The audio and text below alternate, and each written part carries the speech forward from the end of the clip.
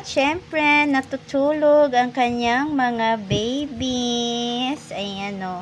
Oh, see? Ang laki-laki na nila. Oh, diba? Nasubaybayan natin yung paglaki ng mga babies. So, ayan. Tingnan nyo yung tenga niya. Oh, ayan. Nag-i-start na rin mag-open yung kanilang mga tenga.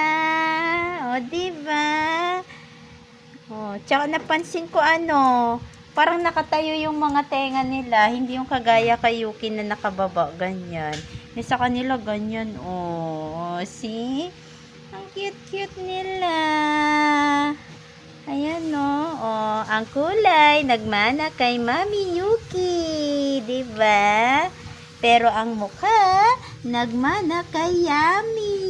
Ayan, no? Oh. Ang cute-cute nila, oh. See? Oh, oh, Yuki. Higa ka na, Yuki. Higa na. Higa na ang Yuki ko.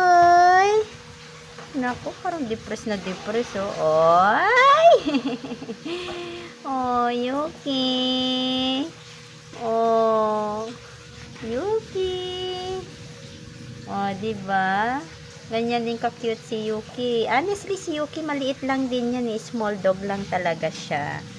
Mas maliit pa siya kaysa kay Yuna. Si Yuna medyo malaki. Pero si Yuna ang bunso, ha? Pangalawa si Yuki sa 3 dogs ko.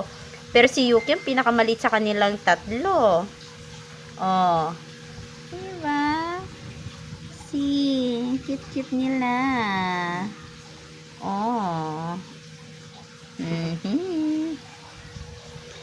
Yan.